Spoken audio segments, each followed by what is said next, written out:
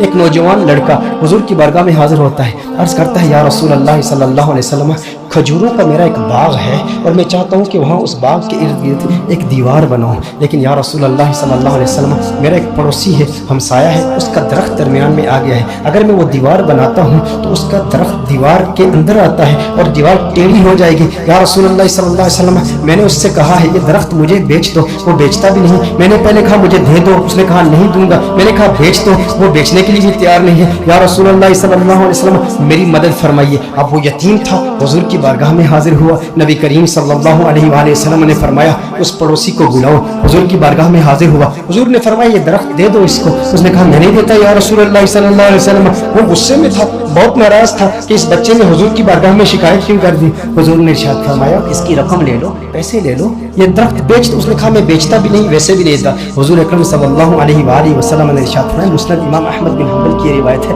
میرے آقا صلی اللہ علیہ وآلہ وسلم نے ارشاد فرمایا اچھا ایسا کرو کہ یہ درخت تم اس کی قیمت بھی لے لو اور اس درخت کے بدلے جنت میں ایک ایسا درخت ہوگا کہ جس کا سایہ اتنا طویل ہوگا کہ اس کے نیچے اگر 100 سال تک ایک سوار اگر سواری کرتا رہے تو اتنی طوالت ہے اس کی، اتنا سایہ ہے اس کا، وہ درخت جنت کا بھی لے لو، اس نے کہا یا رسول اللہ صلی اللہ علیہ وسلم میں قبول نہیں کرتا۔ اب وہاں پر صحابہ کرام علیہم رضوان موجود ہیں، حضرت سیدنا ابو الدحداء رضی اللہ تعالی عنہ صحابی رسول موجود ہیں، عرض کرتے ہیں یا رسول اللہ صلی اللہ علیہ وسلم آقا اگر یہ درخت میں کسی طریقے سے اس سے خرید کر اس یتیم کو دے دوں تو کیا یہ آپشن میرے لیے بھی اوپن ہے کہ جنت میں مجھے بھی وہ درخت مل جائے گا؟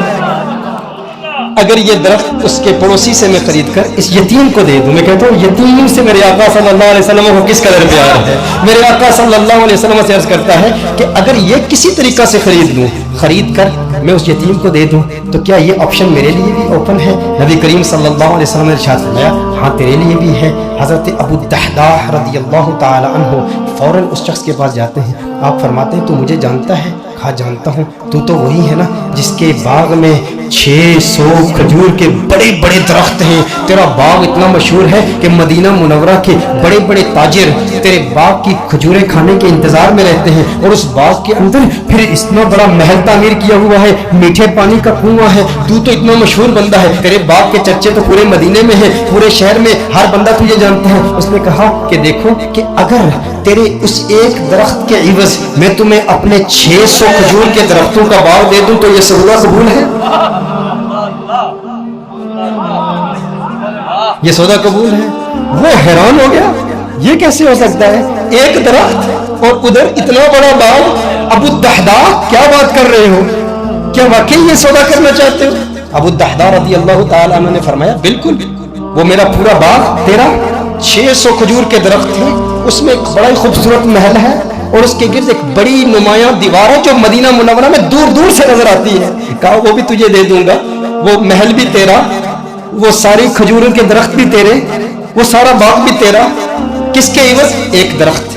کہا ٹھیک ہے، اور حضور کی گواہی میں یہ سودا ہوتا ہے۔ اب ابو الدحداء رضی اللہ تعالیٰ عنہ فوراً وہاں سے جاتے ہیں، اب ان کی جو زوجہ ہے وہ اس باغ کے اندر ہے، باہر سے آواز دیتے ہیں اپنی زوجہ کو، ہے ام دحداء ذرا باہر ہو باہر ہو، میں نے اس باغ کو بیچ دیا ہے۔ اب ام دحداء جانتی ہیں یہ بہت بڑا تاجر ہے، بہت بڑا بزنس مین ہے، خسارے کا سودا نہیں کرتا، کبھی خسارے کا سودا نہیں کرتا۔ ام دحداء نے کہا ہے وہ دحداء کیسے سودا کیا ہے؟ کہا جنت کے ایک درخت کے عوض میں نے بیچا ہے۔ اب دیکھو میرے دوستوں، اب دیکھو ام دحداء وہ نیک بخت خاتون، وہ خوش قسمت خاتون، اس کی عظمتوں کو سلام۔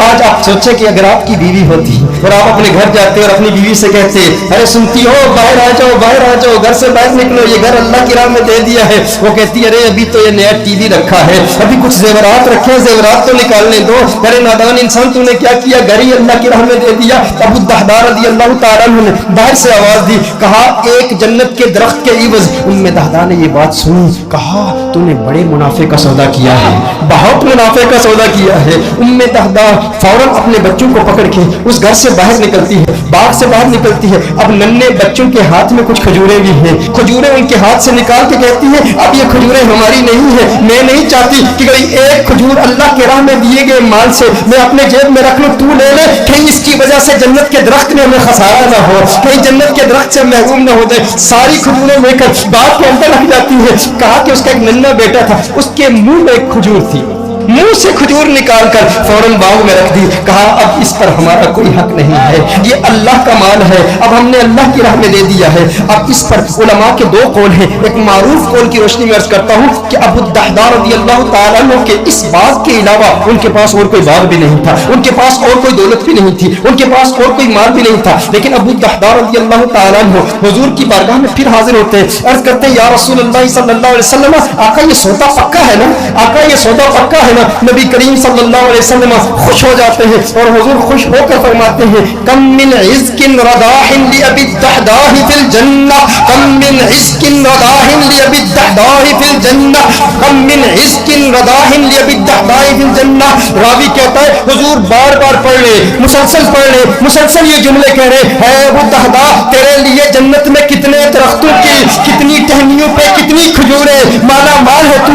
बार बार हुजूर इरशाद फरमा रहे, बार बार यही जुमले। और दो रिवायात इसमें, दो मुख्तलिफ रिवायात में मुख्तलिफ अल्फाज है। कम मिन इज़्किन रदाहिन लि अबी दहदा फिल जन्नह। हुजूर अकरम सल्लल्लाहु अलैहि वसल्लम ने एक दूसरी रिवायत में फरमाया एक दरख्त के इवज एक दरख्त का सौदा किया था, अब तो तूने 600 दरख्त दे दिए तो जन्नत में 600 दरख्त तो कम से कम तुझे मिलेंगे ना। मैं मोहम्मद अरबी सल्लल्लाहु अलैहि वसल्लम जन्नत में देख रहा हूँ कि खजूरों के कितने दरख्त अल्लाह जल्ल व अला ने तुझे दे दिए हैं। मेरे दोस्तों इतनी कुर्बानी दी, एक यतीम की खातिर दी, लेकिन उन लोगों की कुर्बानी का अंदाज भी देखे, उनकी कुर्बानी का अंदाज भी निराला है। आज कोई कुर्बानी दे ना तो उसे जन्नत की जमानत मिल जाए, या कोई कहे, कोई शेख ही कह दे, कोई स्कॉलर ही कह दे, कोई ऑर्गेनाइजेशन का मेंबर ही कह दे, कोई तहरीक वाला ही कह दे, इतना काम करे ना तो फिर तेरा काम कबूल हो जाएगा। वो कहते हैं मैंने तहरीक के लिए, मैंने दीन के लिए, मैंने इस मस्जिद की तामीर के लिए, मैंने कंजुल हुदा के लिए, मैंने दीनी ऑर्गेनाइजेशन के लिए, अपनी तहरीक के लिए इतना बड़ा काम किया, अब ये काम काफी है। लेकिन सहाबा किराम अलैहिम रिज़वान का ये मिजाज नहीं था। अबू दहदा के लिए मेरे आका नारे लगा रहे हैं, बार बार फरमा रहे हैं अरे कितनी खजूर है, मैं देख रहा हूँ जन्नत में ये सारे तेरे हैं। बार बार इरशाद फरमा रहे हैं भाई जितने इतनी तसल्ली मिल जाए और लिसाने मुस्तफा से मिल जाए, आका की जुबान से मिल जाए, उसकी किस्मत किस उरूज पर होगी। लेकिन फिर ये वही अबू दहदा है, उसके बाद भी मेहनत करते रहे। ग़ज़वाए उहद में जब दुश्मनों ने हुजूर पर हमला किया, अबू दहदा अपने सीने पर उन तीरों को बर्दाश्त कर रहे हैं और मेरे आका के कदमों में शहीद हो जाते हैं। और ग़ज़वाए उहद के बाद मेरे आका ने तलाश किया, कहा मेरा अबू दहदा मुझे दिखाओ। अरे वो खजूरों वाला मेरे आका अबू दहदा को देखते हैं और देख के मुस्कुराते हैं और मुस्कुरा के फिर फरमाते हैं कम मिन इज़्किन रदाहिन लि अबी दहदा फिल जन्नह। अबू दहदा जन्नत में खजूरें ही खजूरें, खजूरों के दरख्त। मेरे आका खुश होकर उसकी हौसला अफजाई फरमा रहे हैं। मैं कहता हूँ कैसा खुशबख्त है जिसने हुजूर की जात के लिए, हुजूर की जान की तहफ़्फ़ुज़ के लिए अपनी जान दे दी। काश यूं मौत आए मेरे हमनशी, काश यूं मौत आए मेरे हमनशी, नज़ाका और हो जाए मंज़िल हसी, वो उधर अपनी जुल्फ़े समाया करे और इधर दम हमारा निकलता रहे। हुजूर की जुल्फों का असीर, हुजूर की जुल्फों को देखता हुआ इस दुनिया से चला गया। दिल में, जिगर में, आंख में बस तू ही तू रहे, इसके सिवा न दिल में कोई आरज़ू रहे। इस एहतिमाम में शौक़ में सजदे करूं अदा, तेरा ख्याल आए तो दिल बावजू रहे। और जन्नत मेरे नसीब की वाइस को बख्श दे, मेरे कफन में गैस में जाना की भूले। जो उनकी जुल्फों को असीर होते हैं वो ना अपना नाम मांगते हैं, ना वो तस्वीरें, ना वो एलानात के शौक रखते हैं।